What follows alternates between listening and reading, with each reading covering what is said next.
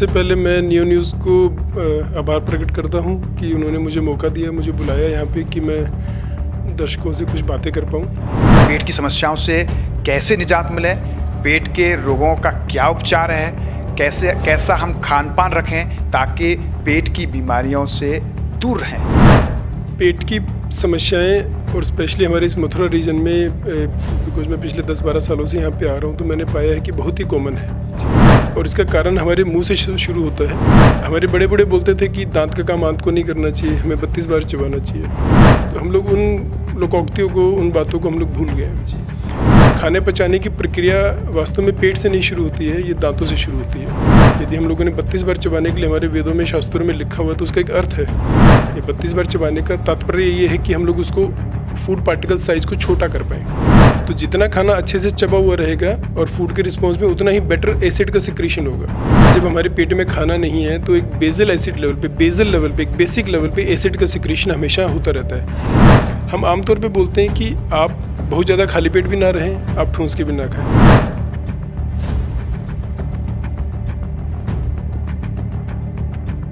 देश में पेट के मरीजों की संख्या तेजी से बढ़ रही है। ज्यादातर लोग गैस, पेट दर्द और लिवर की प्रॉब्लम से पीड़ित हो जाते हैं। आइए जानते हैं फरीदाबाद के एकॉर्ड हॉस्पिटल के गैस्ट्रोलॉजिस्ट डॉक्टर आरसी सोनी से आखिर पेट की बीमारियों से कैसे बच सकते हैं और उनका बेहतरीन ट्रीटमेंट क्या है। दुनिया भर में पेट के मरीजों की संख्या बड़ी संख्या में हो सकती है, क्योंकि मुझे लगता है कि हर व्यक्ति पेट का मरीज है। किसी को एसिडिक प्रॉब्लम है, किसी को कब्ज की प्रॉब्लम है, किसी को पेट दर्द की प्रॉब्लम है, किसी को पाचन की प्रॉब्लम है। आखिर पेट की समस्याओं से कैसे निजात मिले, पेट के रोगों का क्या उपचार है, कैसा हम खान पान रखें ताकि पेट की बीमारियों से दूर रहें, इसकी पूरी जानकारी के लिए हमारे साथ फरीदाबाद के एकॉर्ड हॉस्पिटल के गैस्ट्रोलॉजी विभाग के विशेषज्ञ डॉक्टर, जिन्हें हम डीएम की उपाधि उन पर है, यानी कि डीएम किसी भी मेडिकल की सबसे बड़ी डिग्री होती है, डॉक्टर आरसी सोनी साहब, जो कि मथुरा हमारे स्टूडियो में आज मौजूद हैं। और डॉक्टर हम देख रहे हैं जिस तरीके से पेट की बीमारियां बहुत बड़े पैमाने पर पनप रही हैं, यानी पनप क्या रही हैं, मुझे लगता है कि कहीं ना कहीं हर व्यक्ति पेट का मरीज लगता है, और जो गंभीर मरीज होते हैं तो उन्हें बड़ी प्रॉब्लम्स होती हैं। आखिर पेट की बीमारियों के कारण क्या हैं, क्या ट्रीटमेंट हैं, कैसे हम अपने पाचन तंत्र को बेहतर बनाएं। गोविंद जी नमस्कार। सबसे पहले मैं नियो न्यूज़ को आभार प्रकट करता हूं कि उन्होंने मुझे मौका दिया, मुझे बुलाया यहाँ पे कि मैं दर्शकों से कुछ बातें कर पाऊँ। पेट की समस्याएं और स्पेशली हमारे इस मथुरा रीजन में बिकॉज मैं पिछले 10-12 सालों से यहाँ पे आ रहा हूँ, तो मैंने पाया है कि बहुत ही कॉमन है। इनके कारण बहुत सारे हैं और इसका कारण हमारे मुंह से शुरू होता है। हमारे खाना पचाने में हमारे ओरल कैविटी, हमारा जो मुंह है, हमारे दांत है, फिर हमारी फूड पाइप है, हमारा पेट है, हमारी छोटी आंत है, बड़ी आंत है, फिर हमारा मलद्वार है। ये एक पूरा एक प्रोसेस है। हमारे बड़े बड़े बोलते थे कि दांत का काम आंत को नहीं करना चाहिए, हमें 32 बार चबाना चाहिए। तो हम लोग उन लोकोक्तियों को, उन बातों को हम लोग भूल गए। खाने पचाने की प्रक्रिया वास्तव में पेट से नहीं शुरू होती है, ये दांतों से शुरू होती है। कि हमने खाने के कोर को बढ़िया दांतों से चबाया क्या। यदि हम लोगों ने 32 बार चबाने के लिए हमारे वेदों में, शास्त्रों में लिखा हुआ है तो उसका एक अर्थ है कि हमें वो 32 बार चबाना चाहिए। ये 32 बार चबाने का तात्पर्य ये है कि हम लोग उसको फूड पार्टिकल साइज को छोटा कर पाएँ, और जो हमारा लार है, हमारा जो सलाइवा है, जहाँ पे कि प्रोटीन के डाइजेशन के एंजाइम्स होते हैं, वो उसको तोड़ पाएँ, और जो प्री डाइजेशन का जो प्रोसेस है, खाने को तोड़ने का जो प्रोसेस है, वो हमारी ओरल कैविटी में, हमारे मुंह में शुरू हो जाता है। बेसिकली है कि हमें अपना खाना चबाकर खाना चाहिए, जितना हम चबाकर खाएंगे उतना इजी डाइजेस्ट होगा। बिल्कुल। बोला भी गया है कि दांत का काम आंत को नहीं करना चाहिए। यदि खाना अच्छे से चबा हुआ होगा तो वो फूड पाइप में जाएगा। फूड पाइप से नीचे, हमारी फूड पाइप करीब 25 सेंटीमीटर लंबी होती है। खाना फूड पाइप के बाद हमारे पेट में जाता है। पेट में फूड के रिस्पॉन्स में HCl, हाइड्रोक्लोरिक एसिड, जिसको हम लोग तेजाब या अम्ल बोलते हैं, उसका सिक्रीशन होता है। तो जितना खाना अच्छे से चबा हुआ रहेगा और फूड के रिस्पॉन्स में उतना ही बेटर एसिड का सिक्रीशन होगा। आमतौर पे हम लोग बोलते हैं कि हम तेजाब की समस्या से ग्रसित हैं, लेकिन हम लोग ये भूल जाते हैं कि तेजाब हमारे खाने को पचाने के लिए ज़रूरी है। हम उसके बिना जिंदा नहीं रह सकते हैं। प्रॉब्लम तेजाब की नहीं है, प्रॉब्लम तेजाब की अधिकता की या बिना मतलब के सिक्रीशन होने की है। वही अधिकता की आप बात कर रहे हैं। मैं देखता हूं कि लोग एसिडिटी की प्रॉब्लम से हैं, कई बार हाइपर एसिडिटी लोगों में होती है। तो इसके कारण क्या है कि एसिडिक और हाइपर एसिडिटी क्या फ़र्क है इसमें? दो तीन तरह की बातें हैं गोविंद जी। पहला एक चीज़ होती है जिसको हम लोग अपनी भाषा में बोलते हैं बेसल एसिड सिक्रीशन, कि जब हमारे पेट में खाना नहीं है तो एक बेसल एसिड लेवल पे, बेसल लेवल पे, एक बेसिक लेवल पे एसिड का सिक्रीशन हमेशा होता रहता है। हमारे पेट के अंदर कुछ पैराइटल सेल्स होते हैं जो हाइड्रोक्लोरिक एसिड का निर्माण करते हैं, वो तेजाब हमारे पेट में आता है तो एक बेसल लेवल पे वो चलता रहता है। अगर हम खाना नहीं भी खाएं तो हमारे एसिड के सीक्रेशंस पेट में रहेंगे। बिल्कुल, आपने एकदम ठीक समझे गोविंद जी कि बेसल एसिड सिक्रीशन हमेशा होता रहता है। दूसरी बात कि जब हम लोगों ने खाना खाया तो खाना खाने में हमारा एक एग्जैजरेटेड एसिड सिक्रीशन होता है, बिकॉज खाने को पचाना है तो तेजाब की अधिकता रहेगी तभी वो खाने को पचाने के लायक बना पाएगा। तेजाब का यही काम है। प्रॉब्लम कब आती है? जब आपका पैराइटल सेल मास ज़्यादा है, मतलब तेजाब बनाने वाले सेल की अत्यधिकता है। वो कैसे होती है? वो होती है बैक्टीरिया के इन्फेक्शन से। एक एच पाइलोरी करके बैक्टीरिया होता है जो हमारे देश में हम बोलते हैं कोहॉर्ट फिनोमेना है। मोटा मोटी पूरे भारत देश के अंदर ये बैक्टीरिया हम लोगों के पेट में पाया जाता है। जब इस बैक्टीरिया की मात्रा ज़्यादा हो जाए तो ये हाइड्रोक्लोरिक एसिड के तेजाब की अधिकता को बढ़ावा देता है और ज़्यादा तेजाब बनता है। एक तो ये चीज़ होगी। दूसरा, हमारा खाना पीना गड़बड़ है। कुछ ऐसी चीज़ें हम लोग खाते हैं जो जिनको हम लोग अपनी भाषा में बोलते हैं कि प्रूवन गैस्ट्रिक इरिटेंट है। अपचन जिसे बोलते हैं हम लोग जी। बहुत ज़्यादा हम लोग कॉफ़ी का सेवन करते हैं, चाय का सेवन करते हैं, लोग शराब पीते हैं, मिर्च मसाले ज़्यादा खाते हैं, चॉकलेट्स लेते हैं, अधिकता। तो ये इन चीज़ों की अधिकता आपके तेजाब के लेवल को बढ़ा देती है। किसी चीज़ को चबाने के लिए या पचाने के लिए हमें एक लिमिटेड मात्रा में तेजाब चाहिए, तो ऐसी चीज़ों में हमें कहीं ज़्यादा तेजाब बनता है और ये तेजाब हमारी अंदर की जो परत है, हमारे अंदर का जो म्यूकोजा है पेट का, उसको तहस नहस कर देता है, उसको नुकसान पहुंचाता है। कि कई बार लोगों में एसिडिटी की प्रॉब्लम बहुत बढ़ती है। हल्का खाना खाने के बाद में भी लोग एसिडिटी की प्रॉब्लम से परेशान है। एसिडिटी की प्रॉब्लम से परेशान होने का कारण ये है कि लोगों की जो फूड हैबिट है वो बहुत ही गड़बड़ है गोविंद जी। हम आमतौर पे बोलते हैं कि आप बहुत ज़्यादा खाली पेट भी ना रहें, आप ठूंस के भी ना खाएं। हमारे पास में इतने पेशेंट्स आते हैं जो बोलते हैं कि डॉक्टर साहब एक बार हमने खा लिया तो हम पूरा दिन खाना ही नहीं खाते हैं। ऐसे लोग आते हैं कि जो बोलते हैं कि बस हम तो खाते ही रहते हैं सारा दिन। मैं देखता हूँ कि लोग बहुत हल्का खाना खा रहे हैं, फिर उनको एसिड बन रहा है अधिकतम, उन्हें प्रॉब्लम हो रही है, गले पर जलन हो रही है।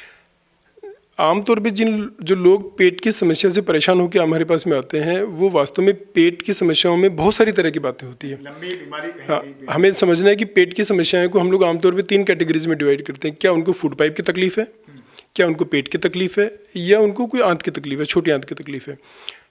फूड पाइप की तकलीफ क्या होती है? यदि हमारी खाने की नली का रास्ता ढीला है, रास्ता ढीला होने से क्या होगा कि जो तेजाब, जो खाना हमारे पेट में आया गया, हजम हुआ नहीं हजम हुआ या तेजाब बना, वो ऊपर की तरफ आता है। तो लोगों को खट्टी डकारें आती रहती है, फूड पाइप में तेजाब आते रहते हैं, गला खराब रहता है। तो वो वास्तव में पेट से ज़्यादा फूड पाइप की ढीला होने की समस्या है, जिसको हम लोग हाइटस हर्निया बोलते हैं। कुछ लोगों को पेट की अपनी प्रॉब्लम होती है कि एच पाइलोरी बैक्टीरिया का इन्फेक्शन हुआ या फूड हैबिट्स गड़बड़ हैं तो तेजाब ज़्यादा बनता है। कुछ लोगों को छोटी आंत की दिक्कत होती है कि उनके जो बाइकार्बोनेट का सिक्रीशन है वो गड़बड़ होता है, तो फूड का प्रॉपर न्यूट्रलाइजेशन नहीं होता, एसिड का न्यूट्रलाइजेशन नहीं होता, तो छोटी आंत में जख्म अल्सर पड़ जाते हैं, वो भी उनको तंग करते हैं। तो डॉक्टर के पास आने का पर्पज़ ये कि आंतों में अल्सर की प्रॉब्लम बढ़ती है, उसकी रीजंस क्या है?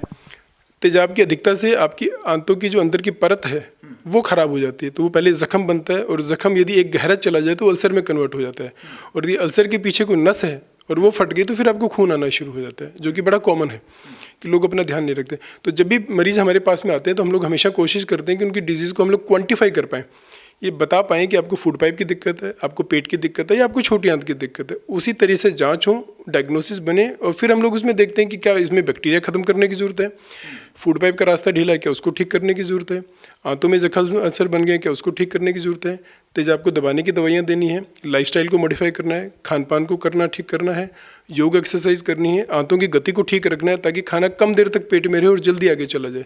हम आपको बता दें कि इस वक्त हम बात कर रहे हैं फरीदाबाद के एकॉर्ड हॉस्पिटल के गैस्ट्रोलॉजिस्ट डॉक्टर आरसी सोनी साहब से, जो कि गैस्ट्रोलॉजी में डीएम है। एसिडिटी कैसे बढ़ती है, एसिडिटी की प्रॉब्लम क्या होती है, हाइपर एसिडिटी कैसे होती है, उसका उपचार क्या है। यानी कि बेसिकली अगर आप किसी तरह के इन्फेक्टेड फूड का अगर सेवन करेंगे तो ये प्रॉब्लम होती है।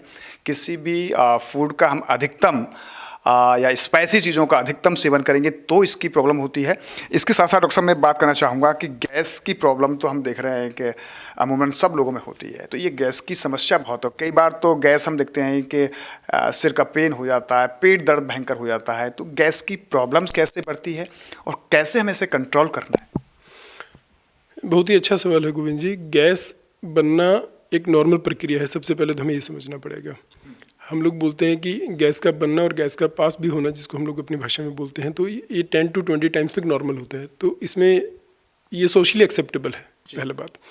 दूसरी बात, जब हमारा खाना पीना गड़बड़ है, ऐसा हमारा खाना जिसमें फर्मेंटेशन ज़्यादा होता है, जिस खाने में ओलिगोसैकेराइड, मोनोसैकेराइड और इस तरह की चीज़ें ज़्यादा होती है, वो चीज़ें ज़्यादा जल्दी अलग तरीके से टूट के ज़्यादा गैस बनाती है। उसमें सल्फ़र हो सकती है, मीथेन हो सकती है, कार्बन डाइऑक्साइड हो सकती है, ये अलग अलग तरह की गैसेस बनती है।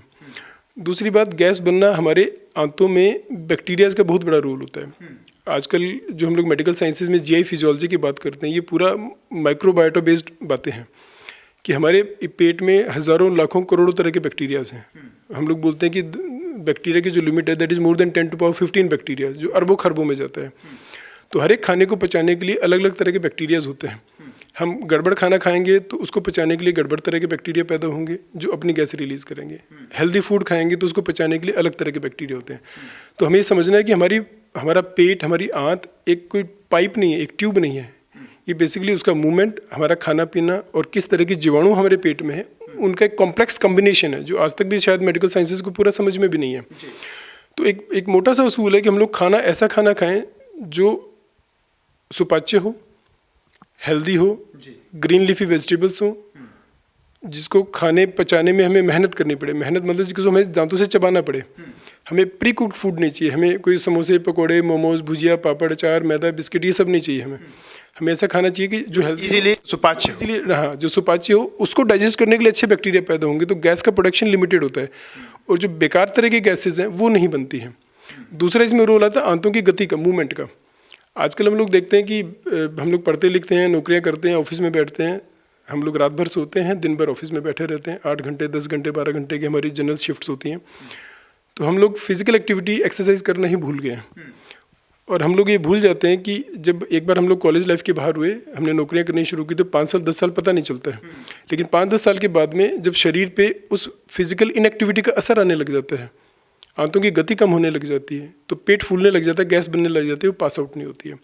उन गैसेस का फिर एब्जॉर्प्शन होता है खून के अंदर और फिर हमें वेरिड तरह की मैनिफेस्टेशन आती है। हम लोग अपनी ओपीडी में देखते हैं, लोग सर दर्द लेके आते हैं, बोलते हैं कि हाथ में दर्द हो रहा है, पेट फूल रहा है, गैस हो रही है, चक्कर आ रहे हैं, बेहोशी, घबराहट, तमाम तरह की तकलीफें आती हैं जिनको कभी कभी समझाना भी बड़ा मुश्किल होता है। अगर मैं बात करूँ तो गैस की और जो एसिड बनता है, इसका ट्रीटमेंट, प्रॉपर ट्रीटमेंट क्या है और आपके यहाँ किस तरीके से ट्रीट किया जा रहा है?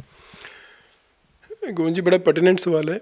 गैस की दिक्कतों में हम लोगों को सबसे पहले समझना होता है कि उसका ऑर्गन ऑफ इन्वॉल्वमेंट क्या है। क्या ये फूड पाइप से जुड़ी समस्या है, क्या ये पेट से जुड़ी समस्या है, क्या ये छोटी आंत से जुड़ी समस्या है, क्या ये उसके खान पान को लेकर गड़बड़ी है, क्या उसकी लैक ऑफ फिजिकल एक्टिविटी है। इन बातों को हम लोगों को ध्यान देना होता है। कुछ बातें ऐसी है जो मरीज़ को अपने घर पे करनी है कि वो थोड़ा खाना खाए, बढ़िया दांतों से चबा के खाए, हेल्दी फूड खाए, सवेरे शाम एक्सरसाइज करें, रनिंग करें, योग करें। पेट के कुछ योगासन होते हैं जो अमूमन हम सब लोगों को बताते हैं कि आप शलभासन करें, वज्रासन करें, पवन मुक्तासन करें, मत्स्यासन करें, मयूरासन करें, भुजंगासन करें। ये सारे ऐसे आसन हैं जो आपकी पेट की गैस को रिलीज़ भी करते हैं, आंतों की गति भी बढ़ाते हैं, तो बेकार का गैसेस का अब्जॉर्प्शन नहीं होता, तो आपको तकलीफ़ें कम होनी शुरू हो जाती हैं। दूसरी बात, हम लोग इसमें तरह तरह की जांचें होती है। हम लोग इंडोस्कोपी करके देखते हैं कि आपकी फूड पाइप का रास्ता ढीला है, क्या पेट में कोई जख्म अल्सर बन गए हैं क्या। हम लोग कभी कभी पेट से छोटा सा टुकड़ा भी जांच के लिए लेते हैं कि आपको एच पाइलोरी बैक्टीरिया का इन्फेक्शन तो नहीं है, क्या उसको ट्रीट करने की ज़रूरत है क्या।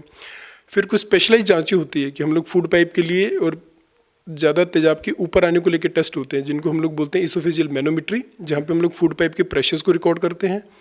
और एक जांच होती है 24 आवर पीएच मीटरी। 24 आवर पीएच मीटरी में हम लोग नाक के माध्यम से एक पतला तार डाल के फूड पाइप में छोड़ देते हैं 24 घंटे के लिए, जो कि आपके एसिड के ऊपर आने को रिकॉर्ड करता है। तो कितना एसिड किस लेवल का कितनी देर तक और किस पोजीशन में ऊपर आया, इससे हम लोग डिटरमाइन करते हैं कि आपकी बीमारी की गंभीरता कितनी है और इसको क्या स्पेशलाइज तरह का ट्रीटमेंट चाहिए। पेट के रोगों के साथ साथ में एक मेजर प्रॉब्लम लिवर की भी आती है। कई बार लिवर काम नहीं करता है जिससे पीलिया की प्रॉब्लम बढ़ती है। तो कैसे लिवर डैमेज होता है और कैसे ये प्रॉब्लम्स बढ़ती है, लिवर की प्रॉब्लम्स कैसे बढ़ती है? लिवर की प्रॉब्लम की स्टेजेस होती हैं गोविंद जी। पहला स्टेज हम लोग बोलते हैं फैटी लिवर, कि लिवर सेल्स के अंदर फैट का कंटेंट ज़्यादा हो गया। इसका सबसे बड़ा कारण आज के वक्त हमारे भारत देश में मोटापा है, लैक ऑफ फिजिकल एक्टिविटी है। क्योंकि आजकल सारे लोग वेल टू डू हैं, अच्छा खाना खाते हैं, फिजिकल एक्टिविटी करते नहीं हैं, शरीर भारी होना शुरू हो जाता है। तो जैसे शरीर भारी हुआ उसके प्रोपोर्शन में लिवर भी भारी होना शुरू हो जाता है। ये लीवर खराबी की पहली स्टेज होती है जो कि फुल्ली रिवर्सिबल, आदमी इससे बाहर आ सकता है बशर्ते वो अपने आप को बदल ले। दूसरा स्टेज होती है क्रॉनिक हेपेटाइटिस की स्टेट, जहाँ पे कि आपकी LFT जिसको हम लोग लीवर फंक्शन टेस्ट बोलते हैं, जो ब्लड की टेस्ट होती है, वहाँ पे आपकी जो SGOT और SGPT करके 2 एंजाइम्स होते हैं, ये बढ़ने शुरू हो जाते हैं। इसका मतलब आपको लीवर में इन्फ्लेमेशन शुरू हो गई है, सूजन आना शुरू हो गई है, गड़बड़ होनी शुरू हो गई है। और इसको मोटी भाषा में समझाने की कोशिश करें तो हम लोग अपने गांव के भाइयों को समझाते हैं कि भाई समझिए कि लकड़ी में दीमक लगना शुरू हो गया, अब ये धीरे धीरे आपको खा रही है। तीसरी स्टेज आती है फाइब्रोसिस की स्टेज, जहाँ पे कि लीवर के अंदर कुछ इस तरह के गड़बड़ तरह के चेंजेस शुरू हो गए हैं जिनको आप वक्त रहते ध्यान नहीं देंगे तो आप बाहर नहीं निकल पाएंगे। फाइब्रोसिस में F1, F2, F3, F4 करके फाइब्रोसिस होता है। उसके बाद की स्टेज आती है जब आपका लीवर तहस नहस हो गया, उसको बोलते हैं हम लोग सिरोसिस। सिरोसिस का मतलब कि लीवर ज़्यादा डैमेज हो जाए तो सिरोसिस की प्रॉब्लम है। इसका मतलब आपका लीवर खराब हो गया। लीवर खराब होने का कारण कुछ भी हो सकता है, मोटापा कारण हो सकता है, डायबिटीज़ कारण हो सकता है, लैक ऑफ फिजिकल एक्टिविटी हो सकते हैं, हेपेटाइटिस बी का इन्फेक्शन हो सकता है, हेपेटाइटिस सी के इन्फेक्शन हो सकते हैं, विल्सन डिजीज़ हो सकती है, ऑटोम्यून, तमाम तरह के कारण होते हैं जिसको हम लोग जांचें करते हैं और कारण पता लगा के उसको ट्रीट करने की कोशिश करते हैं। लेकिन ट्रांसप्लांट हो जाता है। बिल्कुल, लेकिन सिरोसिस एक ऐसी प्रॉब्लम है जिसमें हम लोग बोलते हैं कि इसको 2 भागों में डिवाइड करते हैं। कंपनसेटेड हो सकती है, डिकम्पनसेटेड हो सकती है। आपको लीवर की तकलीफ है लेकिन छुपी हुई है, आप घूम फिर रहे हैं, अपना सामान्य काम कर रहे हैं, आपको कोई तकलीफ नहीं है और आप डॉक्टर के पास गए, बाई चांस उसने डिटेक्ट कर लिया। एक होती है डिकम्पनसेटेड लीवर डिजीज, जहाँ पे आपको खराब लीवर की सिम्टम्स आने लग गए, आपको पीलिया हो गया, पेट में पानी आ गया, नसें फट गई, खून की उल्टी हो गई है, किडनी फेलियर हो गया, दिमागी बेहोशी आने लग गई है।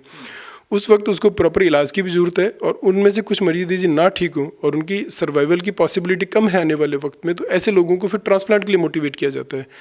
कुछ बिना ट्रांसप्लांट के डिकम्पनसेटेड लीवर डिजीज में आमतौर पे लंबा वक्त निकालना सामान्यतः मुश्किल होता है। पेट के रोगों के साथ साथ में लोगों को शौच की बड़ी प्रॉब्लम होती है, लेकिन प्रॉपर शौच नहीं जाते हैं। ये सबसे बड़ी प्रॉब्लम है और उसका कारण वही है लैक ऑफ फिजिकल एक्टिविटी। जैसे हमारी आंतों का गति गड़बड़ हुई, आंतों का मूवमेंट गड़बड़ हुआ, तो बहुत सारे लोगों को कोलोनिक डिसमोटिलिटी हो जाती है कि बड़ी आंत का मूवमेंट खराब हो गया। अब या तो इन लोगों को डायरिया हो जाएगा कि बार बार थोड़ा करके मोशन जाते रहेंगे, या उनको अर्ज ही नहीं होगा, उनको महसूस ही नहीं होता कि हमें शौच के लिए जाना भी पड़ेगा क्या। कारण उसका लैक ऑफ फिजिकल एक्टिविटी है। बहुत सारे लोगों में आंतों की गति गड़बड़ होती है, उसको हम लोग बोलते हैं रेक्टल डिसएनर्जिया। उसके लिए कुछ स्पेशल टेस्ट होते हैं, हम लोग MRI डिफिकोग्राफी करते हैं जहाँ पे आंतों की मूवमेंट को हम लोग रिकॉर्ड करते हैं। हम लोग एनल मैनोमेट्री करके टेस्ट होते हैं, एनोरेक्टल मैनोमेट्री, वो हम लोग करते हैं कि आपकी गुदा में, मल द्वार में क्या उतनी जान बची है कि वो ढंग से इवैक्यूएट आउट कर पाए। तो हम लोग जांचें करके आपकी तकलीफ गुदा द्वार के, मल द्वार के लेवल पे है, बड़ी आंत के लेवल पे है, छोटी आंत के लेवल पे है, मूवमेंट के लेवल पे गड़बड़, उसको पता लगा के उसको ट्रीट करने की कोशिश करते हैं। और इसके अंदर भी फिजिकल एक्टिविटी का बहुत ही बड़ा रोल है कि आप भागेंगे, दौड़ेंगे, कसरत, योग, एक्सरसाइज करेंगे और अपनी एनल टोन मेंटेन करेंगे, आप उस तरह की एक्सरसाइज करेंगे तो आपको फ़ायदा होगा। बेसिकली ये सारे प्रॉब्लम्स आपने बताई और उनका ट्रीटमेंट भी आप बताया। लोगों से क्या कुछ कहना चाहेंगे कि किस तरीके से पेट की बीमारियों से उन्हें मुक्ति मिल सकती है और वो पेट की बीमारियों से दूर भी रह सकते हैं? मैं सब लोगों को एक बड़ी छोटी सी बात बताता हूँ जो मैं अपने सब मरीजों को भी बताता हूँ, आज मैं मथुरा की जनता के साथ भी शेयर करना चाहता हूँ। पेट को ठीक करने के लिए सबसे पहला, सबसे ज़रूरी और सबसे बड़ा काम है कि आप वक्त से सोएं। आप वक्त से सोएंगे तो आप वक्त से उठ पाएंगे। हम लोग हमेशा जोर देते हैं कि हमें जल्दी उठना चाहिए, मैं कहता हूँ कि जल्दी सोना चाहिए। जल्दी सोएंगे तो जल्दी उठेंगे और जल्दी उठ के हम ये कानून बनाएं कि हमें 1-आधा घंटे का टाइम अपने शरीर को देना ही देना है। जैसे हम लोग सब जानते हैं कि हमारे लिए सवेरे सोच करना ज़रूरी है, ब्रश करना ज़रूरी है, नहाना ज़रूरी है, पूजा पाठ करना ज़रूरी है, उसी तरह से हम लोग एक्सरसाइज को, योग को अपनी दिनचर्या का हिस्सा अवश्य बनाएं। ये मेरी सब लोगों से बड़ी विनती भी है, गुजारिश भी है, क्योंकि यदि हमने एक्सरसाइज करने की आदत बना ली, और मैं अपने मरीजों को बोलता भी हूँ कि भाई आप ऐसा करें कि कानून बना लें कि जब तक आप फिजिकल एक्टिविटी नहीं करेंगे, सवेरे योग, कसरत, एक्सरसाइज नहीं कर लेंगे, आप नहाने मत जाइए, क्योंकि बिना नहाए आप घर के बाहर नहीं निकलेंगे। तो आप एक्सरसाइज करें, फिर आप अपना नहाए धोएं, पूजा पाठ करें और अपना काम करें। सेम रूटीन यदि आप शाम के वक्त भी कर पाएँ, आपके लिए बेहतर होगा। दूसरा, आप दिन में, मैं सब लोगों को बोलता हूँ कि आप 3 बार खाना ना खाएं, 5 बार खाना खाएं, बशर्ते आप कम खाएं। आप 8 बजे अपना नाश्ता करें, 11 बजे कुछ फल खाएं, 1 से 2 बजे के बीच में आप अपना लंच लें, 4 से 5 बजे के बीच में आप फल खाएं, रादर देन कि आप चाय या बिस्कुट या भुजिया वगैरह खा रहे हैं, और 7 से 8 बजे के बीच में आप अपना डिनर कर लें। रात का डिनर हल्का रखें, कोशिश करें कि उसमें यदि चपाती ना हो, उसमें फल हो, सलाद हो, दाल दलिया, खिचड़ी हो, ये सब करें। आपका लंच अच्छा होना चाहिए और हर मील के पहले, हर खाने के पहले कुछ फल खाने की आदत डालें। फल खाने के बाद में ना खाएं, पहले खाएं। खाने के साथ खाने के पहले और खाने के बाद में आधा पौने घंटे तक पानी ना पिएं, बिकॉज पिया हुआ पानी आपके तेजाब को डाइल्यूट कर देता है, तो खाना पचने की जो शक्ति है वो कम हो जाती है। और दिन भर यदि आप ऑफिस में भी बैठे हैं तो किसी न किसी बहाने से हर 1 घंटे में थोड़ा सा घूमते फिरते रहें, किसी न किसी बहाने से चलें फिरें, आप लंबी सिटिंग ना दें। ये लोग यदि लोग इतना भी कर लेंगे तो ये समझ के चलिए कि 90% लोगों में आम तौर पे तकलीफ नहीं आएगी।